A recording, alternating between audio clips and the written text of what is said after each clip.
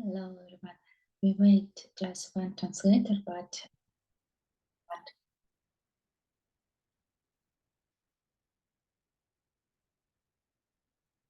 Hello, everyone. Good morning. Hi, Anastasia. Good morning.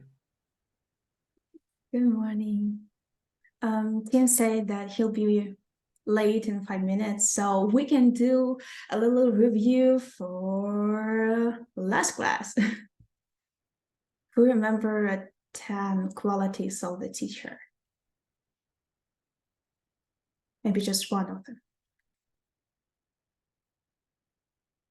Okay. You can say it in your voice or chat, whatever. So the first quality of the teacher is, someone's remember, please tell me. Dulva, yay, thank you, Roxana, so much. Yeah, that's Dulva. And that's how we discipline, right? And the first quality of teacher, he should be very good and disciplined. And the second one, remember? Shiwa. Shiva. Yeah, right. What it means.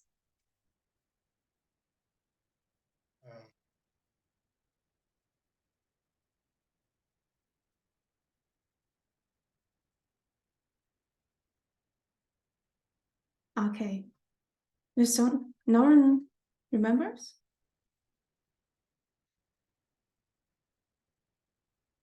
Natalia, do you remember Shiva? Peace. Oh, thank you, Roxana. Peace and good meditation. Yeah, that's right. That means peace.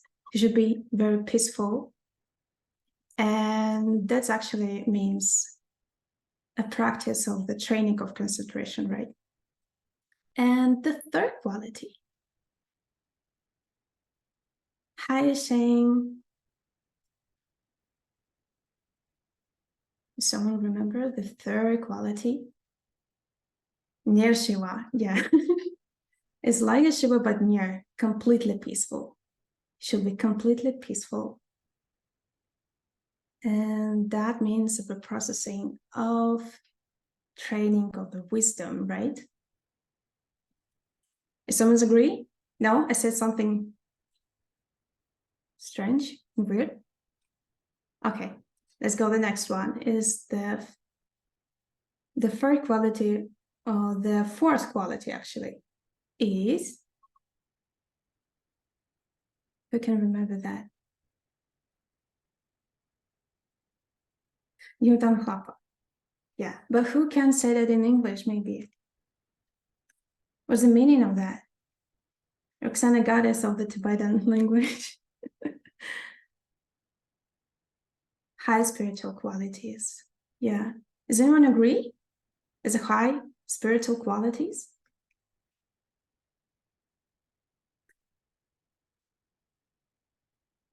Cool. Okay, now the fifth one. If anyone who can say it, that would be really, really nice and cute to hear your voices. Sunche. What that means? You can open your notes if you didn't.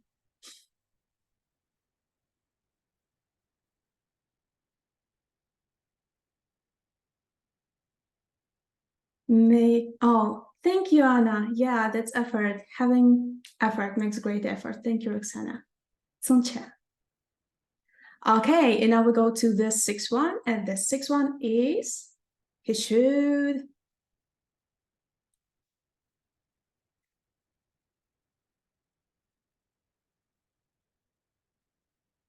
Knows the scriptures. Yay! Thank you, Janet. Yeah, written scriptures. Lungichuk. Yeah. And the seventh one, the seventh quality of the teacher.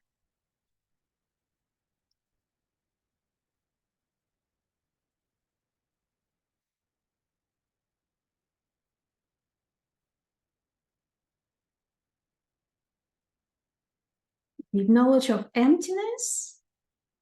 Yeah, deep knowledge of emptiness, and maybe the best one, deep realizations of suchness of things. Yeah, deep personal realizations. Yeah. Deni Raptu Tompa. That's cool. And the 8th number of this list is image of love. I think we can do that on the 10. The 8th one is different a little bit.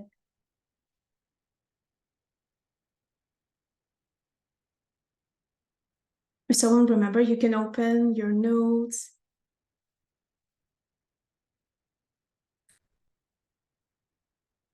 Teach more and more. Yeah, master teacher. And go on the teachings as slow as necessary. Hi, Morny. I will translate. Yeah, that's true. Yeah, thank you, Morny. I hope I spell your name right. Yeah, that's true. A master teacher that can go on the materials as slow as is needed, as necessary. Okay, the 9. We're almost done. The number 9 is, Alexander, you already said that. Maybe you can repeat it in Tibetan too.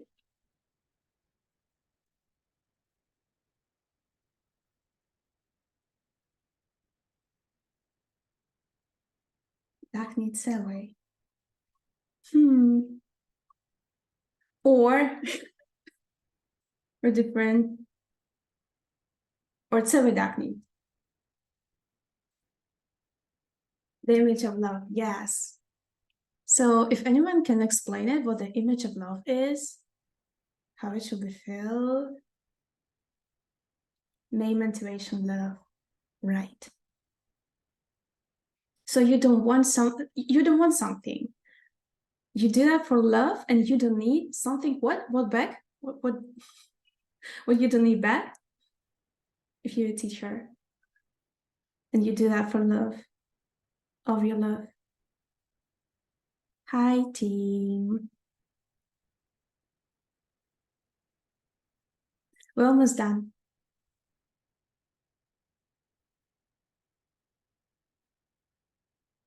Okay. So they don't have a desire for material things gained from teachings. Hi.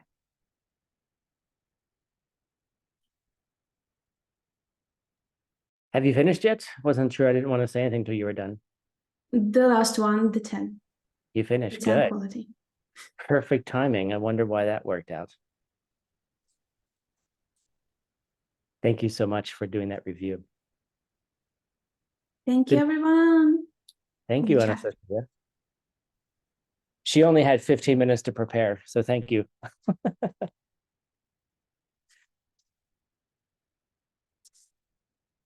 Thank you, everybody. Good morning. So with that review, thank you. We're gonna move it. So the idea here is in the next 2 classes, and then we're gonna end up doing a review next week. If you would like, please turn on your cameras. I see some beautiful faces, but I don't see enough. Well, maybe it's too early for all of you. You have to put on all of your makeup. I'm sorry. So we're going to be going through some of the highlights of the Lamrim, like the steps on the path. And the very first step, which you just reviewed, are the qualities that a teacher has, or the main qualities that you should be looking for in your teacher. And so there's, how do I say this?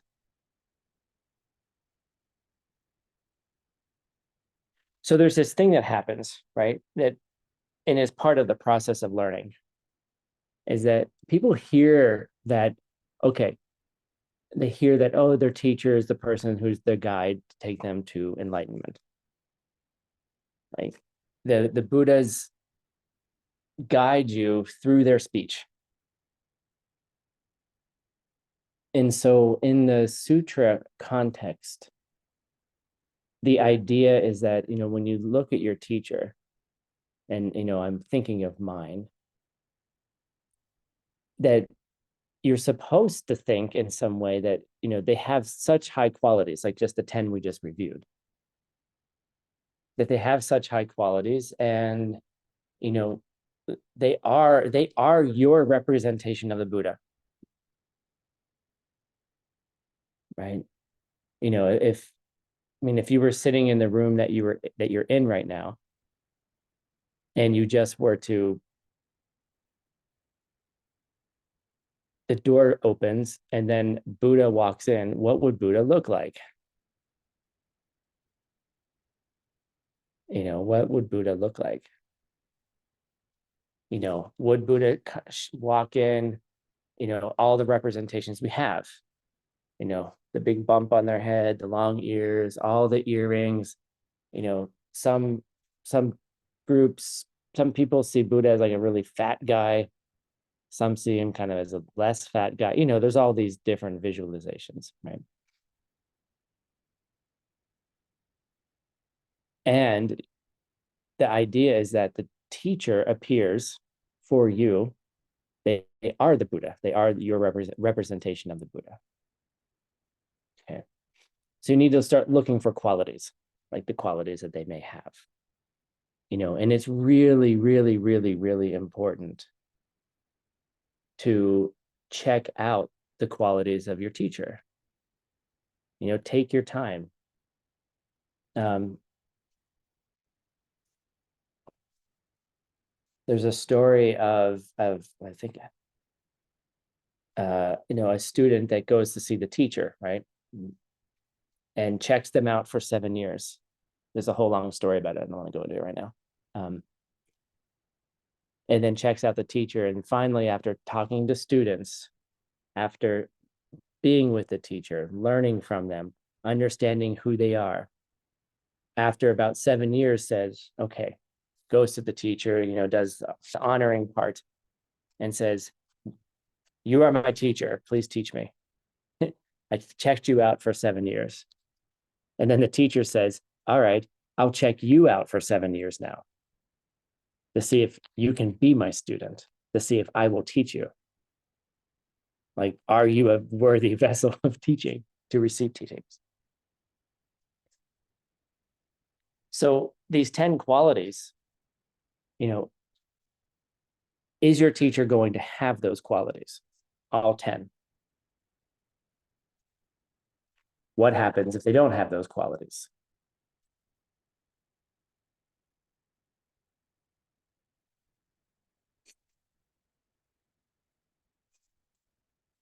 Exactly.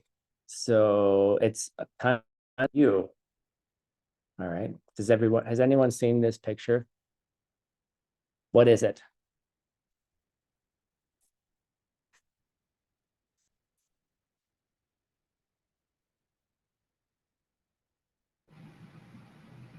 It's an illusion of an old lady or a young lady. Can you see both at the, okay, so can you see both at the same time? No, you can only focus on one at a time. Right. There's some lines on the page. There's an artist. And depending how you look at it, you either can see a woman looking away, or you see an older woman looking more closer this direction. Right? Depends on how you see it. Is there anyone here who doesn't see it? I mean, I've tried to pick something that like you get in elementary school. Here's the chin of the one woman, right? Here's her ear, here's her nose, here's her eyes. She's looking that way. And then here's the nose of the old lady with the chin, mouth, eyeballs. Okay. So there's two. Which one is here? Right? Which one is it? Well, you either see one or the other, or you see both, but you can't see both at the same time. So that's kind of, so that's just an optical illusion. But I think it's a really good exercise into how seeds work. Oh, I see the Buddha. And then someone goes, I just see a normal schmuck. Okay. I just see a normal Joe Blow. How about that? That's what we say in English. Just a normal idiot. And someone sees the Buddha. Which one? Which one is it? Right? And so so those 10 qualities that you see, the first thing that will happen, well, this is the first thing that happened to me anyway. The first thing that will happen when you take a teacher is they will then begin to appear as completely normal to you. All of a sudden, these good qualities that you saw in them, you will start to see other qualities in them. Your view of them will be tested.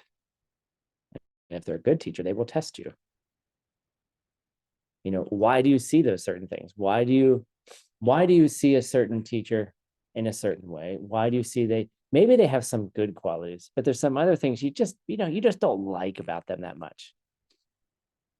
You're like, well, I like some parts, but these other parts, I just don't like, when nobody's looking, they pick their nose. Or, you just kind of look at them and you're like, your body's getting older. That doesn't make sense to me. So, but why? Why do you see that? It's your seeds that are seeing it. And that becomes the game, if we call it a game. Okay. Because whose fault is it? And then why are you focusing on the 1 or 2 negative things you see and not focusing on the 98% good things you see? What's the first thing that happens after you date somebody for a month? They do something you don't really like, or it's something you don't understand. You're like, oh, we were so in love for a month. Now we're like,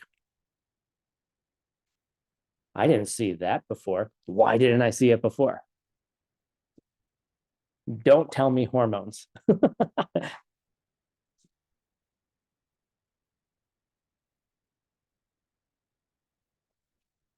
Or was it always there and you just, you had asked these questions. Why was it not there last week, but now it's there now? So, but that's the whole. But does it have to be the end of the honeymoon, Louisa? Like that's a question. Like, did that seed have to wear out? Does it have to be that way?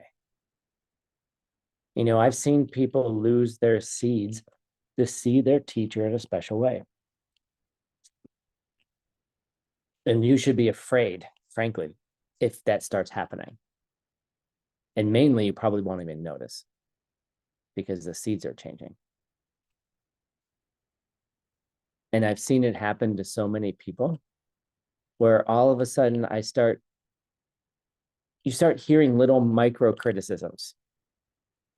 They start saying little things. And as soon as that starts, it's like the 4 flowers.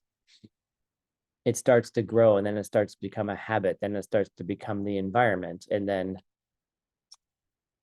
all of a sudden you're like, I'm not going to be the director of ACI anymore. I'm just going to be a real estate agent. and I'm going to sell houses.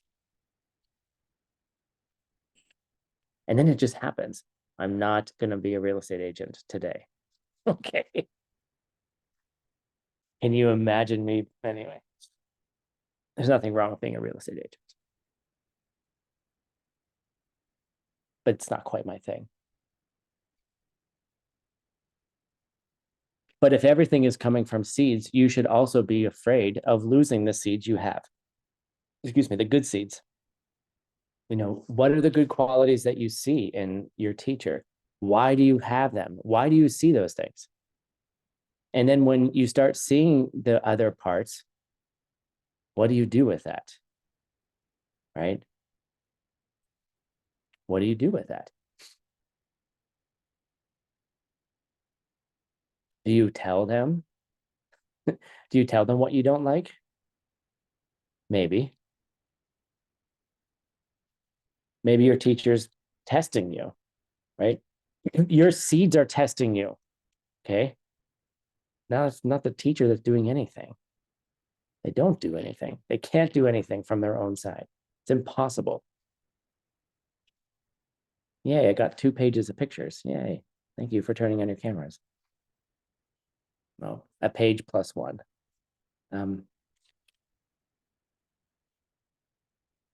So from the teacher side, why does the teacher see that they have those 10 qualities?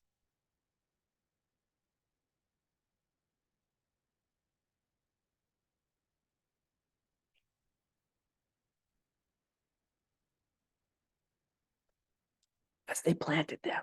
How did they plant them? They planted them by understanding how to plant the seeds. They understood that the way to embody the holy body, holy speech, and holy mind of a Buddha, and to become that, they have to plant the seeds for it. And where are the best places to plant those seeds?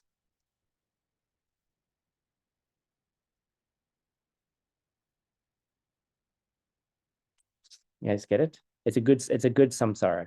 Well, it doesn't have to be a samsara, but it's a good cycle. Like it's a difference between an upward cycle and a lower cycle.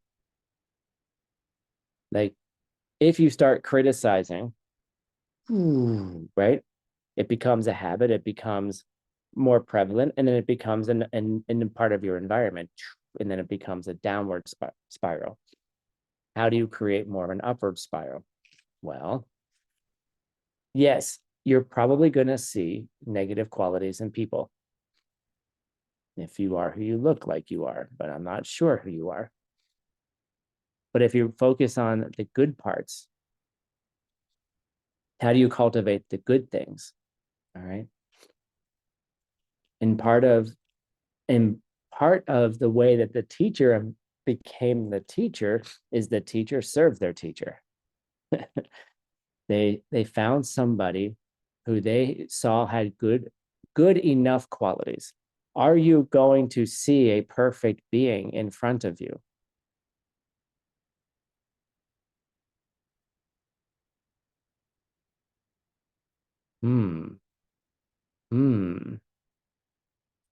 Depends on your seeds, of course.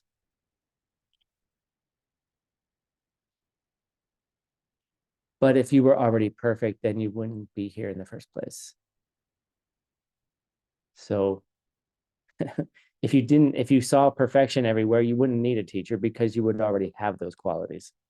Get it? So look for somebody who has more of the qualities, like the exceeding, to me, one on that list, the exceeding spiritual qualities, meaning the qualities that are better than me, should suffice. Now, how far along do you see them is a different story. Like, do you study with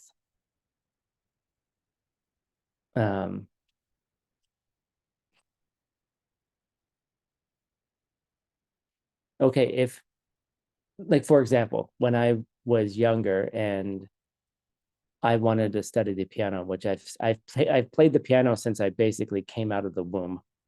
The moment that I could sit, right? I was always like, right?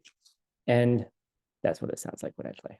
And so when my mom was looking for a teacher, she interviewed teachers, right?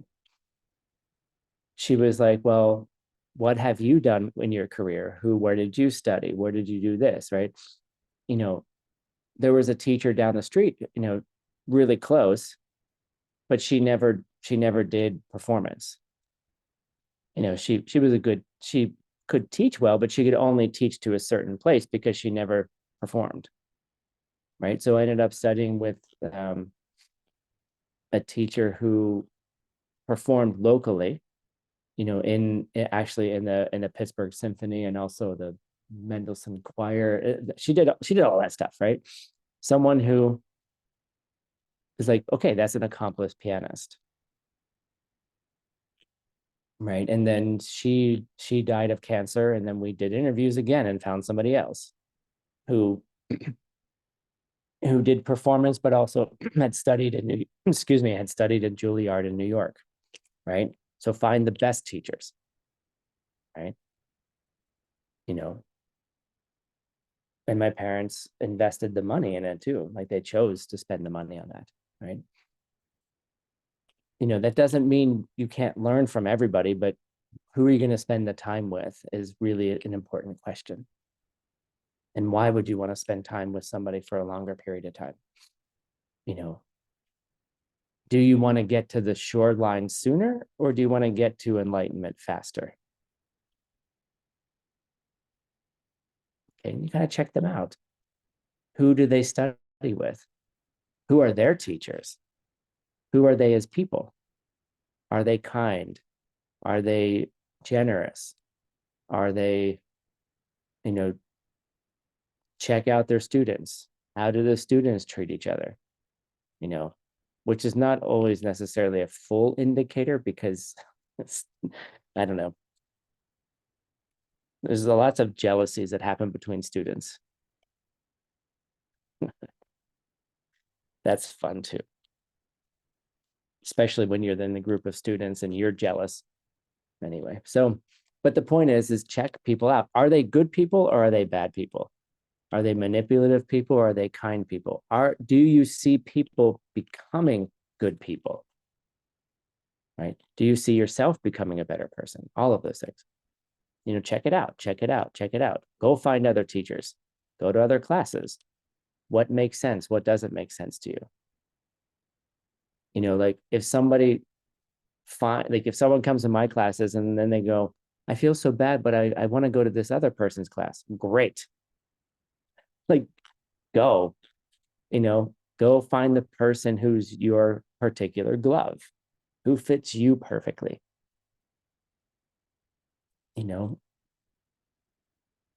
Do I have an ego about it sometimes? Yes. Do I feel disappointed? Yes. Do I get over it? Yes. Because I want the best for the student.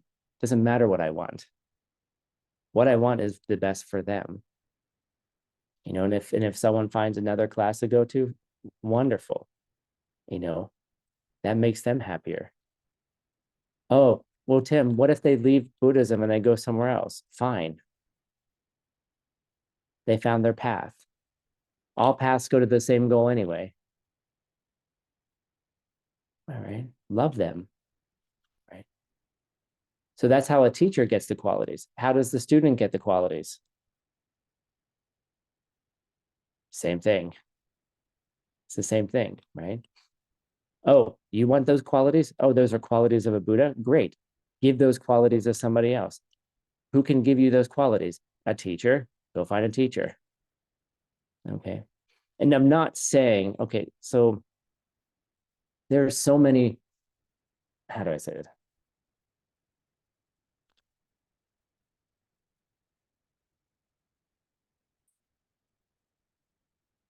People ask like all the time, people come to Geshe Michael and they're like, how do I serve you? Give me a project. Give me a project. Give me a project.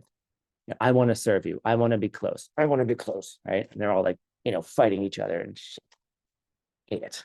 Right. Who gets to be the closest to the teacher? Right. How do you get close to a teacher? 5, 4, 3, 2. You let other students be close to Yes, the teacher. exactly, Maria. Right. You make room for other people. When I first showed up, and I'm so careful not to criticize Tim. There was an interesting culture in the group. People would show up, and I probably told this story a million times. They showed up, they would literally come to class half hour early with their cushions, and they would run to the front of the room and they'd throw their cushion down, they put their name on their cushion, they put their stuff on their cushion, and then they walk away. I'm going to get there early, put my seat there up front so I can be the closest disciple the teacher sees how beautifully committed I am, right?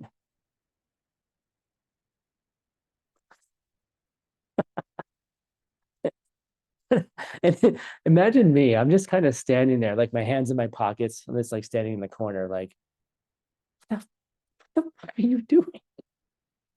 Like, did you even like listen to class at all?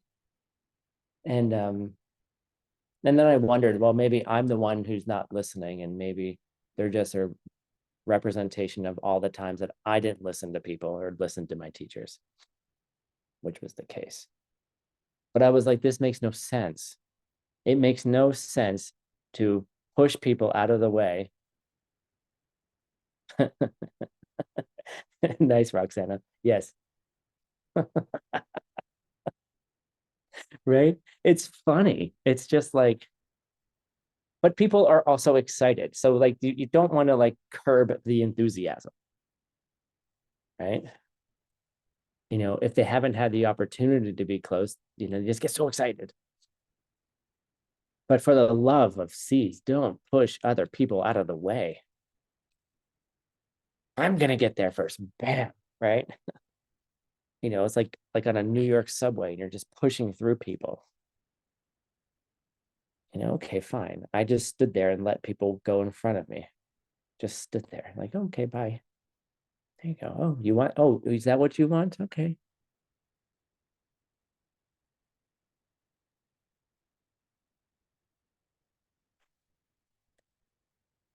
So you get close by letting others get close, helping others get close, teaching others, making room for them, making room for their afflictions. That's a fun thing. It's an affliction to push people out of the way so you can be close to the teacher so they can see how, you know, devoted you are. I will tell you, you can see the teacher sees through it and you know, right away. They see what's going on and they let it happen. Right. And they're like, oh, that person needs something. Right. Maybe they need approval. Maybe they need Lena, Lena had such a great experience in retreat. She just said in the chat that people told me she couldn't sit where she was sitting because they had to be close. Like, what? Makes me funny. She's a brand new student. Can you imagine if I'd been there? I would have, I don't know, I would have hit someone over the head with a mala. I guess that's approval.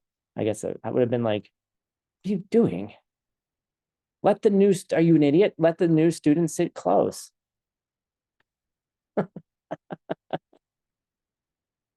Right? Okay. All right. Well, oh, no, I gotta sit here. Okay, fine, whatever. You know, but then you see what the affliction is. What's the affliction of the person that needs to sit close? And maybe, Lena, you could look at it at maybe in the past you push people out of the way too.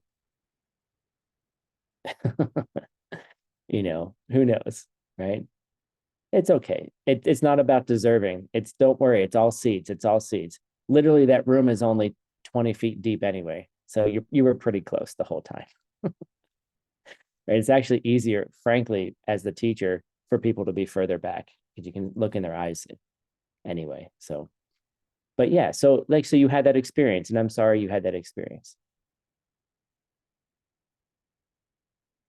But yeah, how do you take care of other people?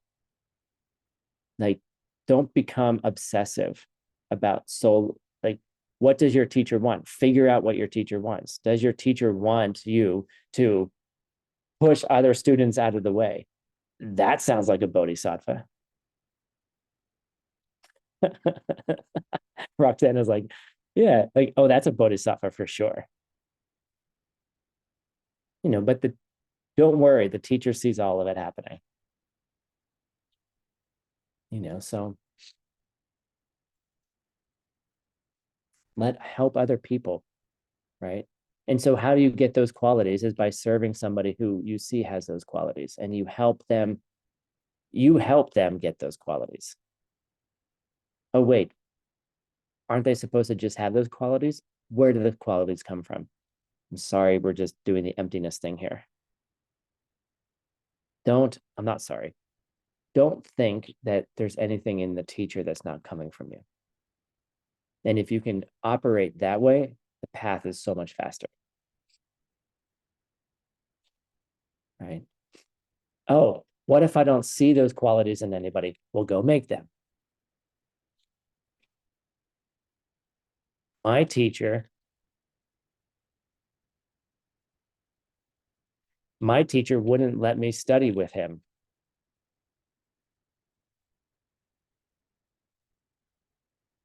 Please, please give me the highest teachings. Please, please, please, please, please, please teach me. Please teach me. Please teach me. No, go over there. Go away. Go away. And then he was like, yeah, go study with somebody else. Go over there. I'm like, what? I want to study with you. Go over there. So what did I have to learn? I had to learn how to plant the seeds to see someone else in the same way that I see my teacher.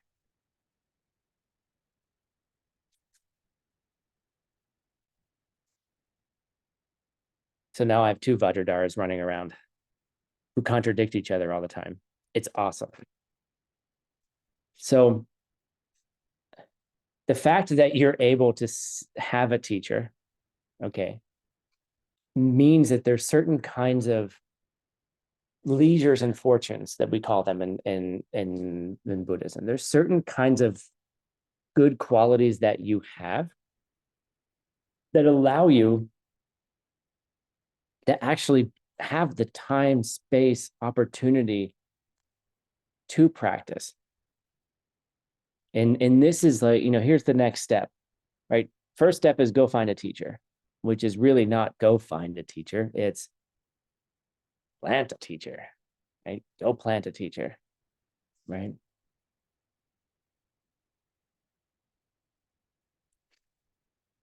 And if you don't have one, let me know and I will give you a project that will plant seeds for it. And you probably won't like the project. Okay. But part of our job at ACI and part of, you know, is to create opportunities for people to plant seeds. We are not a normal organization. I've had people come to me, they want to do all this business consulting and how you should do it and how you should do this. And I'm like, yeah, but that doesn't plant seeds. Like the paid staff, their main job is to create jobs and opportunities for people to plant seeds. That's what we do. Is it the most efficient? Define efficiency. Efficiency for what?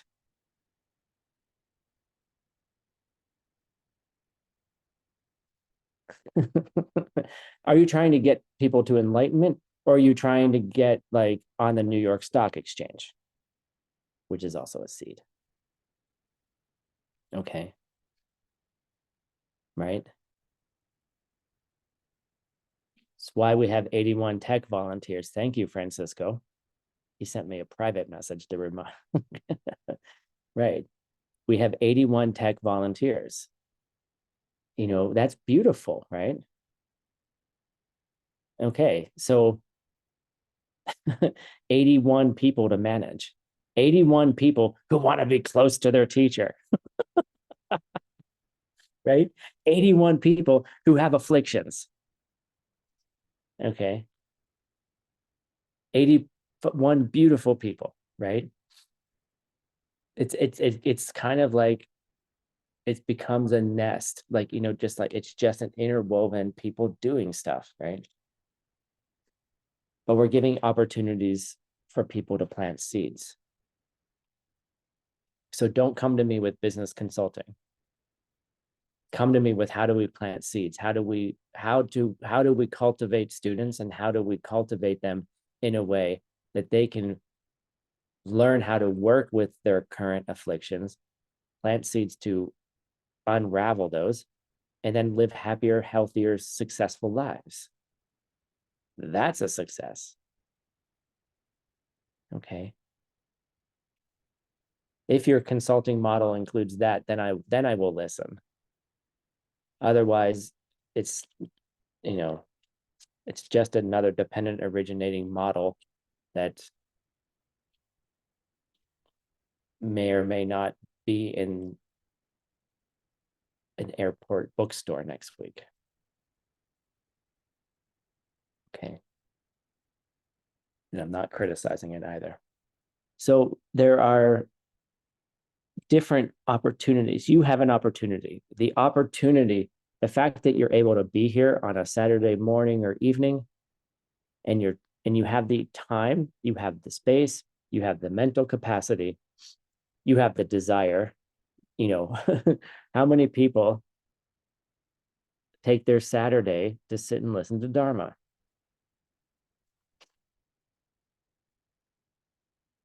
Right? How many people do that? And how many people want to do that? Right? So there's 8 different leisures that we have.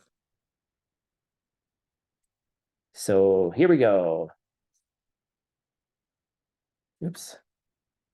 The first leisure we have, this is actually 2 in 1. So proud of myself. The first one is you don't have wrong views. 2 + 2 doesn't equal 5, right? But the first leisure is that you have some kind of understanding that what you do has an effect in the world. That everything you do, you think, you say, you do, plants a seed and has some kind of effect, will have an effect in the world. Nothing gets lost. Even the time that you're hanging out by yourself in your house, where you don't think anyone is paying attention. Something's paying attention, right? So you don't have that wrong view. And so if you feel that drive, that's the first spiritual leisure. The second one is that you're not born an animal. There's a sheep, right? There's a great expression in English. We call some people sheeple. It's a mix of sheep and people. I'm sure you might have that in your language too. You're not born an animal, right? Because animals don't have the capacity to practice Dharma, mainly. Do you know how hard it is to teach my cat not to hunt and bring me birds and lizards? She learned not to kill them directly. She brings them in, screams, and then leaves them and drops them for me. Sometimes they're okay, and sometimes they've been punctured, right? But she's also making an offering, which is an interesting mix of seeds. All right. So those are the first 2. You understand that there's a cause and effect. Secondly, you're not an animal. Most animals can't practice, right? Thirdly is you're not a craving spirit. You're not a yiduk, right? Which is one of the realms or one of the types of beings you can be born into. I kind of like this picture, can't be satisfied, right? You're just overwhelmed with desire all the time. And no matter what you do, nothing can satisfy you. you've seen, even the thing is, you've seen people like this. Like, the funny thing is, we talk about like, oh, don't be born as an animal. But, there are people that just live day to day like an animal. Like, there's no other option for them. Like, think about it as certain places where people live, certain lifestyles, they just don't have the opportunity, right? And then the fourth one is, you're not born in the hells, right? It's very hard to practice when everything around you is burning up. And we studied that in the last class, ACI 8. Next thing is that if you live in a place where the Buddha's teachings are not available, okay? And this picture is mainly about, you need someone to put it all together for you, because we're not capable of doing it ourselves. I want someone to debate what I just said right now.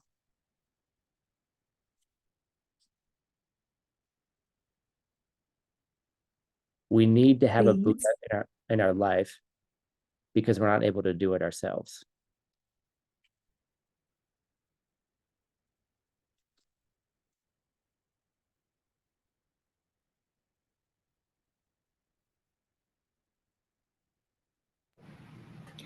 To whom? Oh, so you're saying there's a self-existent person out there that can do that for you? Exactly. Am I saying that there's some self-existent Buddha out there who can help put all the pieces together to teach you what you need to learn?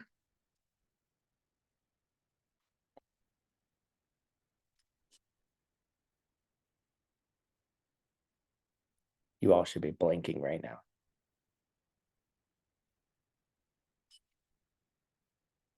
No. Oh, so who teaches you? The Buddha.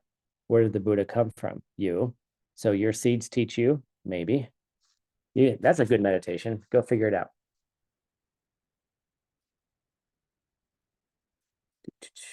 The next one is that you're not born in an uncivilized place where no one keeps vows of morality, right? This is kind of for me, it's a picture of just people running around like barbarians, savaging the land, just killing everyone they come across, right? And don't think that these things don't happen on this planet. Like, it's a mixed bag of things, right? But some people live in places or have the opportunity to not experience these things, and so they have more spiritual leisure and fortune to study. This next one is actually really sad, and it was interesting because this next one is about a human who's not capable of practicing, that they're somehow they have some kind of mental handicap. Their level of functioning is so low that they're not able to practice. And I was trying to think of somebody who I knew who kind of fit in this category. And this person, it's interesting. This person is so beautiful. This person, her name is Kimmy Barna. She came to our school when I was 13, maybe 12, something like that. Came to our school, and Kim, they had separate schools, right? They had separate schools for people who had some kind of physical or mental handicap. And they decided to do inclusion, where they brought everyone together, where she was in different classes. They had the teachers there, but the students were interacting with each other. So we could kind of, and I really appreciated it when I got older, that, we had to learn how to be with people of all different levels, And Kimmy could barely talk. And when she did talk, she stuttered. She barely formed sentences. She couldn't walk very well either. She had some kind of leg thing where she could walk, but walked not very smoothly. And imagine a bunch of 12-year-olds, right? You're just learning how to be with people, and like there's the peer pressure of people laughing at her, other people, like it was a mixed bag of things. And she also, like, the kids, by the middle of the day, she would always have some kind of bathroom accident, and she would have to be changed and all these things, right? And have to wear different clothes. And so she was, I was thinking, like someone like her in some ways wasn't capable, right, of practicing. And I was, last night when I was preparing class, I was like, I wonder what happened. And I wonder, where she is. And the internet's amazing, right? Just type in someone's name, typed in her name, but couldn't find her. And then I typed in her name in my hometown, and then it popped up, and she died 10 years ago. And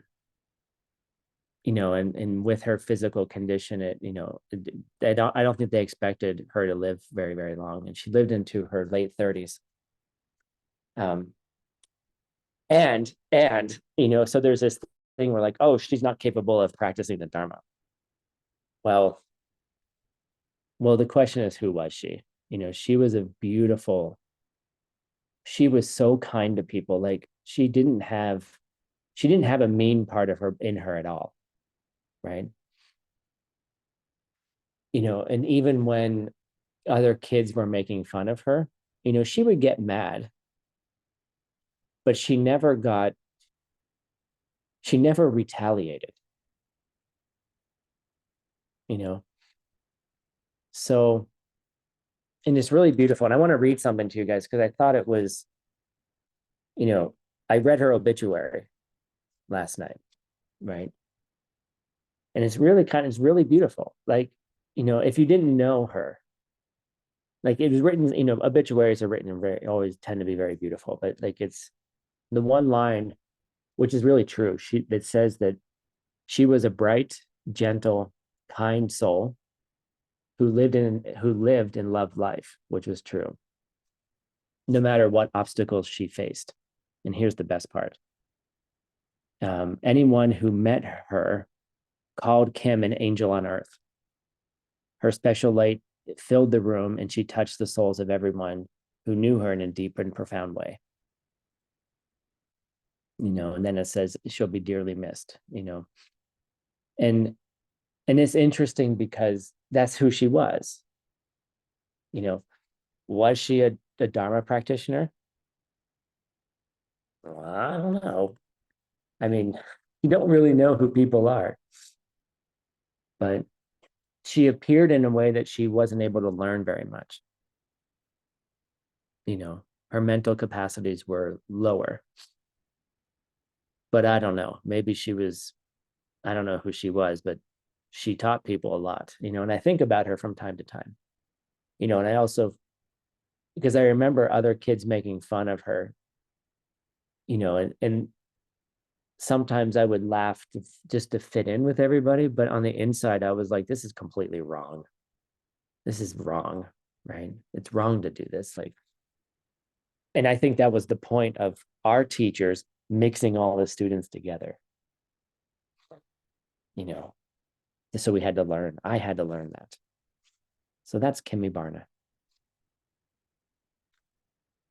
So on the other side of it, another thing that keeps you from practicing is if you're one of the pleasure beings in a temporary paradise.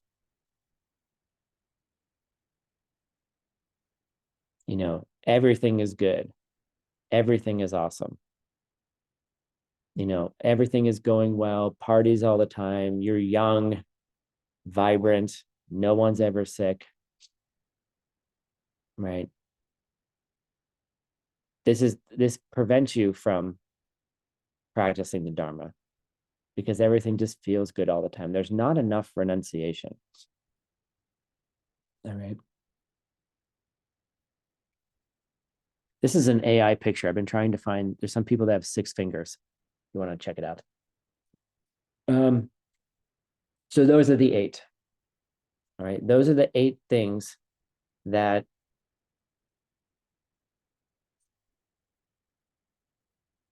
are the reason why you're able to practice. You're not a pleasure round. You have the mental, physical capacity to study. You're not an animal, right? You live in a civilized, mainly a civilized place. You're not in a hell realm, right? All of those things. Any one of those things could happen to you at any given moment too. You know, I remember I got really sick for like a week. And I remember like my sort of watcher mind being like, I can't practice anymore. And I was thinking, that's how fast the seed goes. Bam, it was gone. I was like, oh shit, I ran out of the seeds. Gone, I can't, you know. And it can happen in any moment. So my message to you is, the Lamre message is, you don't have time. You know, you don't have time. In any moment, the seed could change. You know, so when things are good, please practice. Because there might be a time when things aren't good.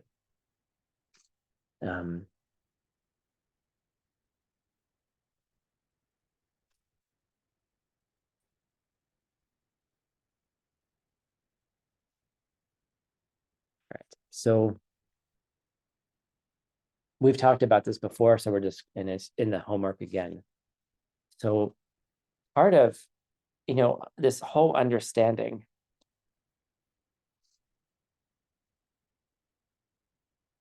is really comes down to the understanding, can you, as you're going through the Lamrim, can you begin to appreciate more and more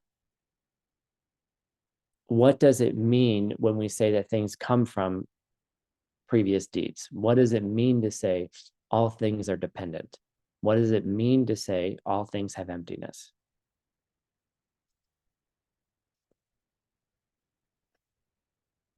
You know, and each of those things, they mean different things at different times. And there's a process, right? I was talking with somebody yesterday who was very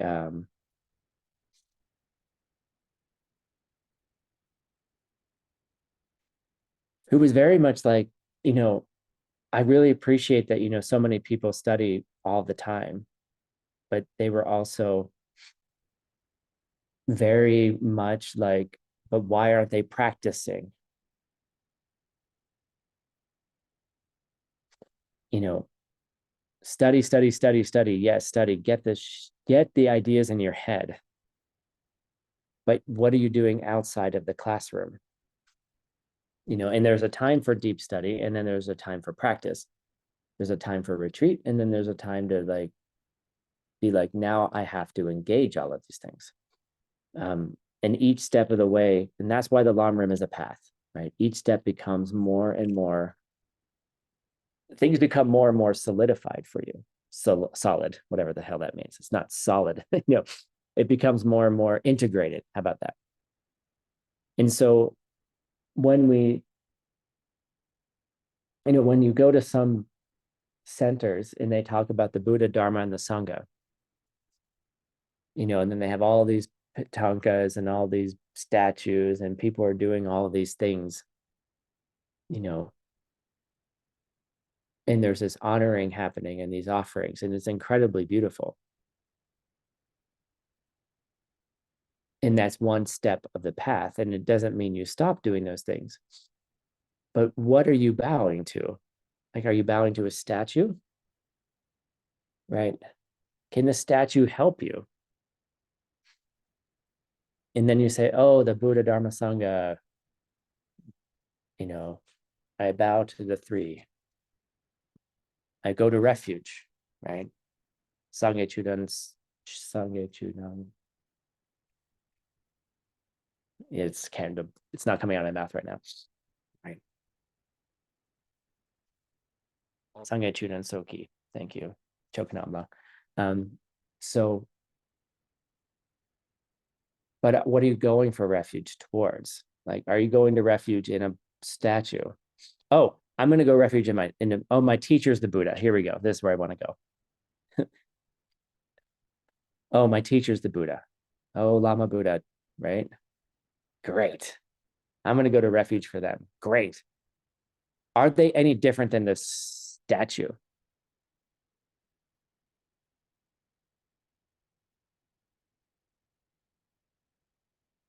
Oh, they're alive. Oh, that's great. They're a person. They got skin. They have breath. They have noses. They have butts. And then they eat and they sleep and they fart and they pick their nose. But I got a Buddha in front of me. Okay. It's your understanding of the Buddha, right? So it's great to do honoring and it's wonderful and all those things are beautiful and I do not criticize it and I do not think we should not do those things. But the Buddha jewel, like if you really like, what does the Buddha represent? Is the Buddha jewel represents emptiness as it's perceived on the path of seeing. The emptiness that one perceives in the direct perception of emptiness. That's the Buddha jewel, right? That's what you're bowing down to. That's how you meet a Buddha. When an Arya says, the first thing you do after coming out of the direct perception of emptiness is you do a real prostration because you saw a Buddha. You did see a Buddha. You saw the emptiness. You saw emptiness. Okay. And then you do that's a real prostration. All right. And then the Dharma, I'm going to go to refuge in the Dharma, right? And that refers mainly to the cessations that happen because you've seen emptiness directly. What stops when you see emptiness directly?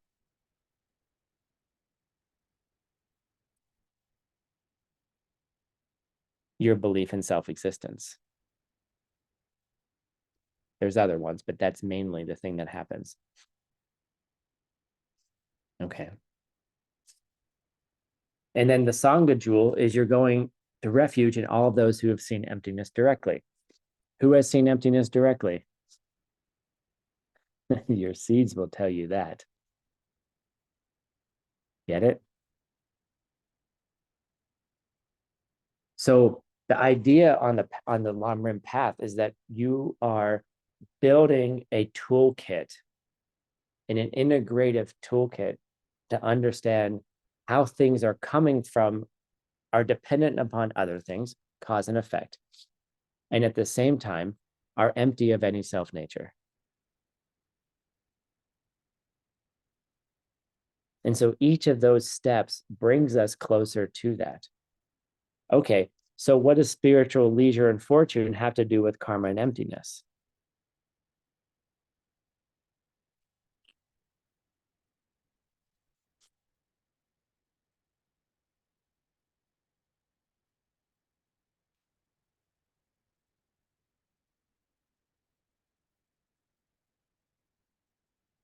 They are coming for me. That's true, but that's not the answer I'm looking for.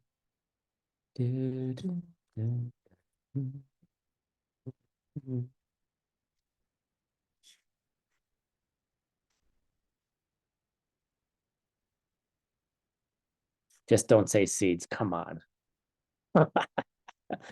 Seeds is the answer, but it's not the answer I'm looking for.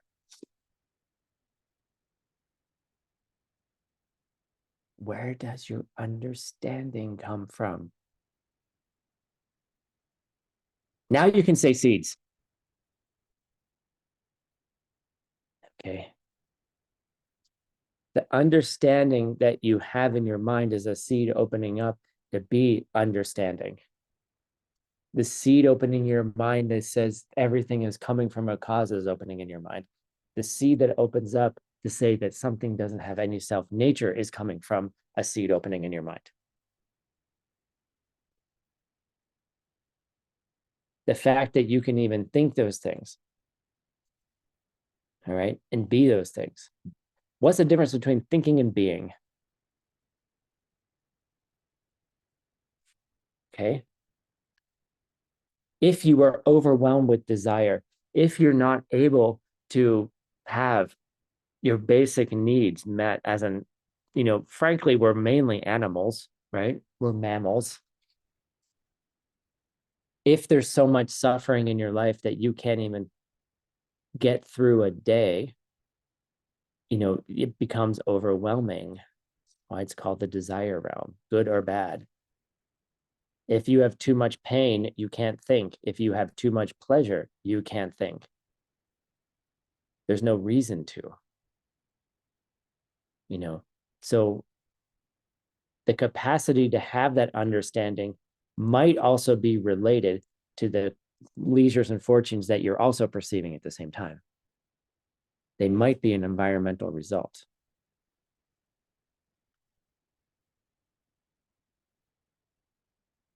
The fact that you're able to even think about karma and emptiness and think about its application also is related to the fact that you're not a craving spirit. It's also related to the fact that you're not an animal. It's related to the fact that you're not having barbarians barreling down on your house with swords and trying to get in like the zombie apocalypse. Okay, who's ready for the zombie apocalypse? If you're getting ready for the zombie apocalypse, you're probably not meditating, because all you're doing is thinking about the zombies that are going to run in your house. See, they are environmental results of an understanding that is also coming from seeds. So what do you do when you're like, okay, that's nice, Tim, but I see certain qualities in my teacher that I don't like, or I see certain qualities in the world that I don't like. You're telling me this is an environmental result, but then I'm also seeing things I don't like, or things that aren't there yet. Well, we're not there yet. That's fine. Then how do we purify that? How do we purify the seeds that are ripening, that are barbarian? Okay, let's just call them barbarians, right? How do we purify those? So there are 4 ways. It's called the 4 powers. You guys have heard about that many times, and we're just going to review it really quickly. What's the first power when you see something? When you see something that you're like, ooh, I need to purify this. What's the first thing we do? Hola. Yeah, the pen, to explain that more. Come on, we're more advanced than saying that. Sorry, Sandra. Right.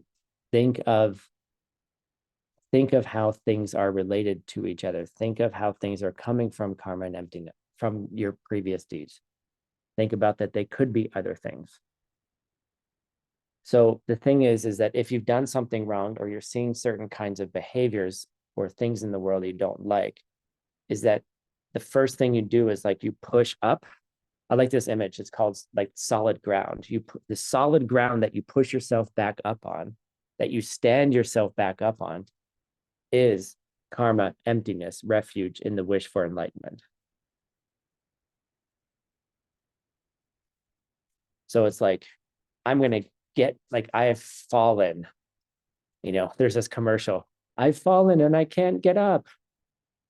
It's a commercial for, like, you put this like little beeper thing on you, like older people wear them, which are very useful, by the way. but you have fallen. So stand back up. How do you stand back up? Okay. That came from a previous seed. All right, great. Moving on. You stood back up. And then the second thing you do is you have some kind of intelligent regret for it. I must have done something in the past to create this. You're not going to beat yourself up. You're not going to cry in the corner thinking you're a bad person. I mean, you could if you want to, but it's not helpful. But if it does happen and then you are really upset about something you did, why are you getting upset?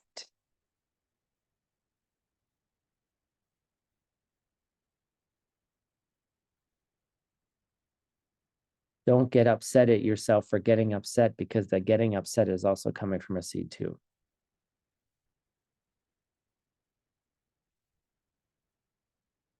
Okay. And I know this because I do this myself. All right.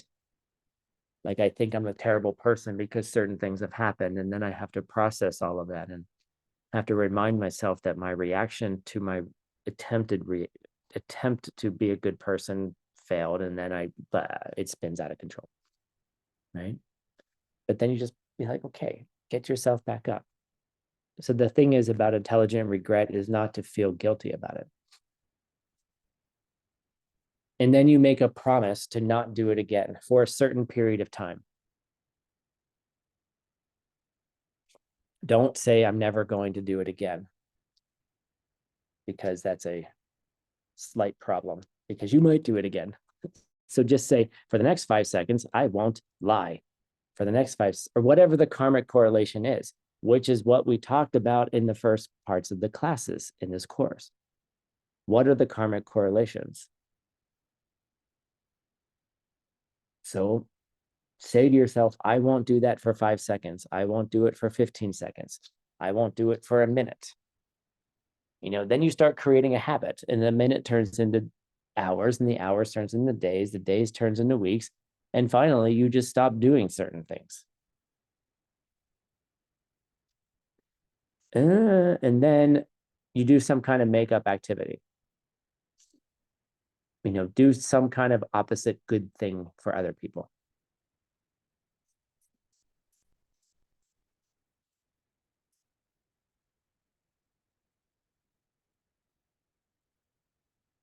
Okay. I'm gonna do this.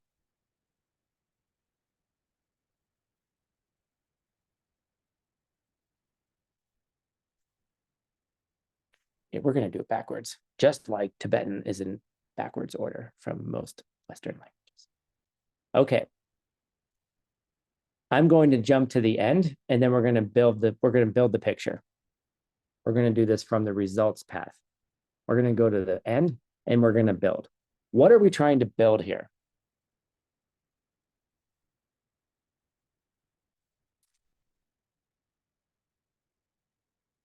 What are we trying to build?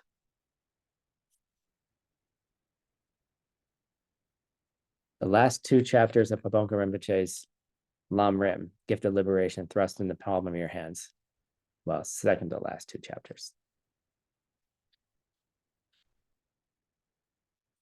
We're trying to build the necessary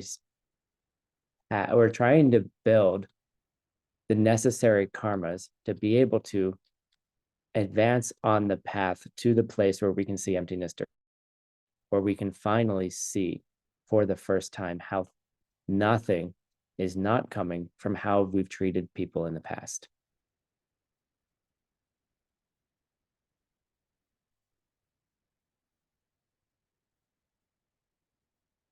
So our goal is to be able to create the necessary causes to be able to have that one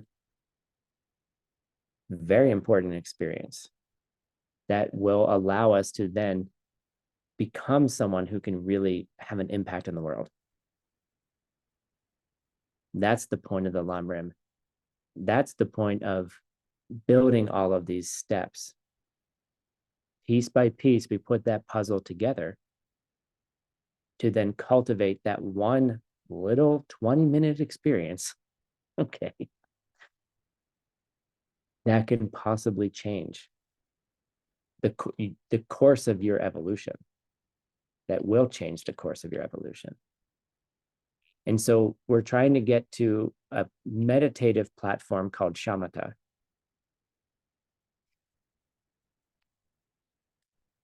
Where you're able to remain single-pointedly focused on one object, and you have an extreme mental agility to do so. And it feels pretty good too. Like it's a very, very pleasurable experience. You're able to focus on one object without moving from that one object. No agitation, no dullness. Right? That's why we did traveling to the diamond world this year, for those of you who wanted to know, because we're trying to cultivate realizations. Right? So you read shamatha, wonderful. Now you're able to focus on one object, one thing, without wavering for a long period of time. Then what is that object that you put there? Do you just think about apples? Think about apples. You put, and this is where the second thing is we want to learn, that we want to put in, and we call it vipassana, which is extraordinary vision. So once you've reached that platform of shamatha, which is a level of meditation, which has a mental, as there's a pleasure that's in there, like there's a mind that is just, you're just enjoying it. And the object that you're putting into the microscope of your shamatha is, we call wisdom. You're putting the object, which ends up becoming a state of mind, which is, by a state of mind, then we would say we're moving into the direct perception of emptiness.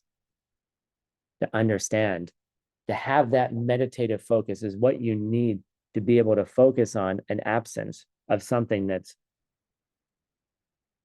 an absence, to focus on the absence of something not coming from your seats.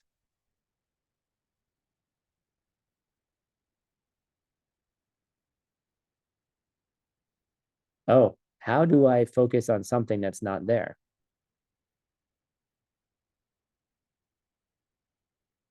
How does a seed open up as an absence?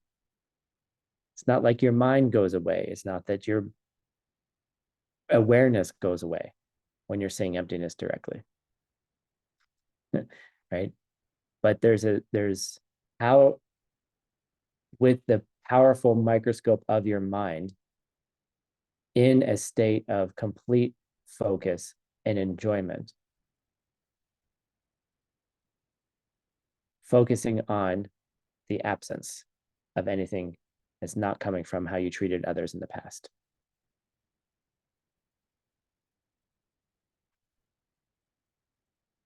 And that's what we're trying to build, each of those puzzle pieces.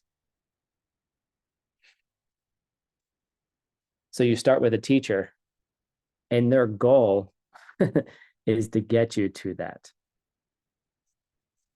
Okay, the goal is to get there. Okay. And you still need a teacher after that, but it's different. Then they start teaching you much more subtle things. But that is and then you move into the path of habituation, and the path of habituation then turns into, the ultimate purification of your world.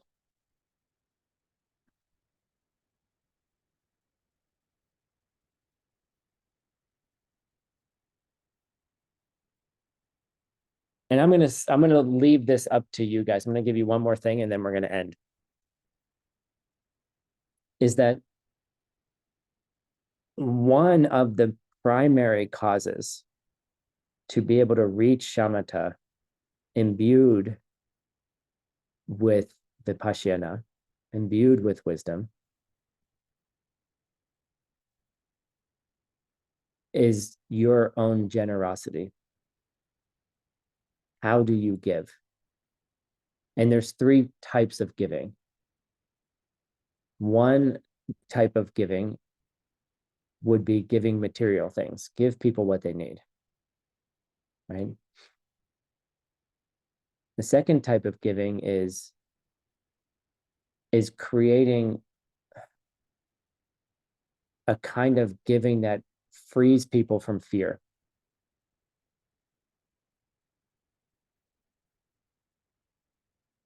You know, and that can come in many, many ways. And there's the teaching goes really deep. And, you know, to be able to practice, one needs to be comfortable. They can't be afraid of things. They can't be afraid of themselves. They can't be afraid of what's going to happen. They, you know, we all have certain kinds of experiences and fears that are deep, deep rooted inside of us from past lives, from things that happen in this life. Fears of connection, fears of intimacy, fears of letting go, vulnerabilities, all of these things. You know, that's a great gift you can give to somebody else.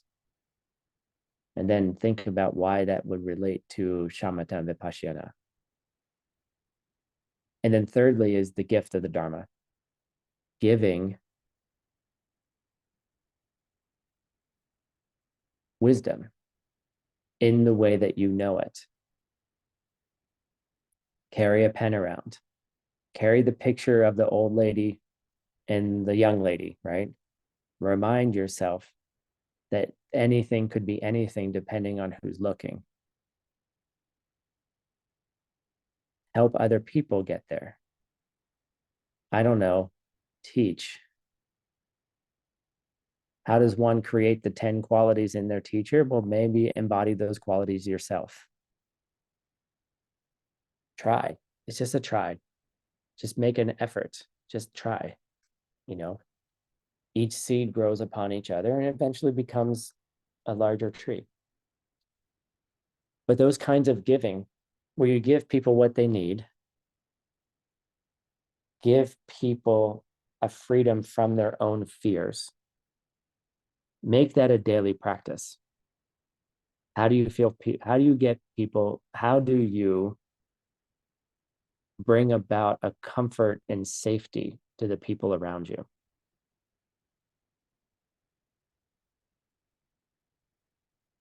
How are you with people? How soft are you with people? You know, when you see people freaking out or upset or confused or agitated, what do you do? All of that is fear. All of it is fear. You know, and then, you know, how do you give the Dharma?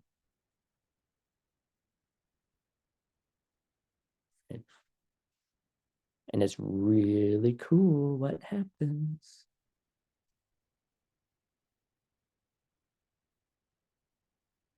And frankly, so the last thing I'm going to leave us with, and then we'll continue next week.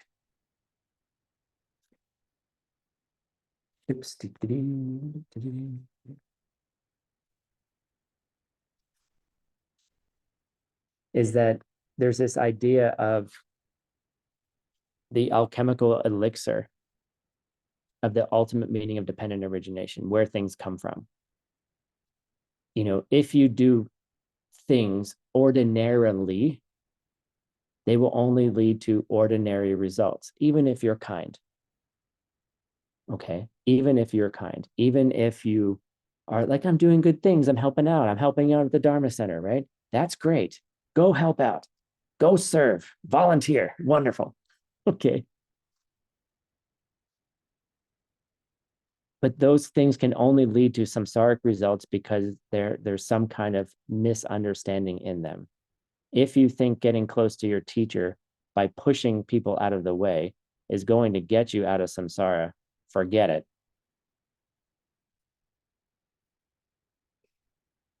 But if you do things with the wish for enlightenment in mind,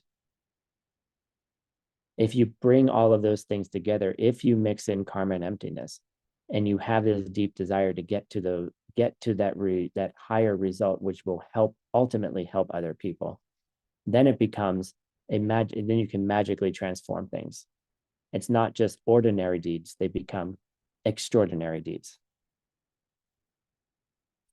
And I'll leave you guys with one thing, is that when you're doing those extraordinary deeds, who are the people you're doing the extraordinary deeds towards? Are they just normal beings, or are they beings who were sent there by the Buddhas to help you purify your world? And if you can suspect that the people around you are just there teaching you because you haven't figured it out yet, and there's a beauty in them teaching you all of those things, and you have the wish for enlightenment packed in behind it, then ordinary deeds become extraordinary deeds, and things happen very quickly.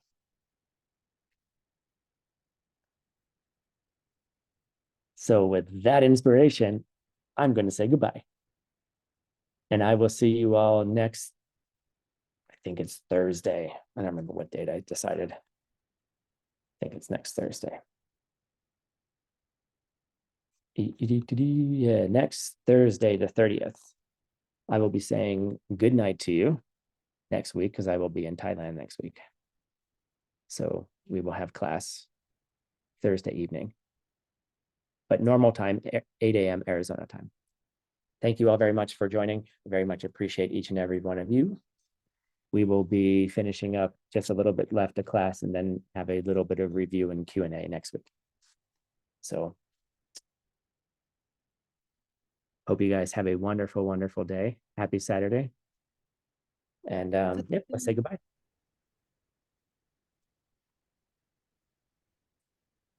Goodbye. 谢谢老师，拜拜，谢谢老师，谢谢翻译老师。 Thank you so much. Thank you. Всем пока. 再见，老师，拜拜。 Bye. Thank you all. 谢谢老师，谢谢Tim老师，K。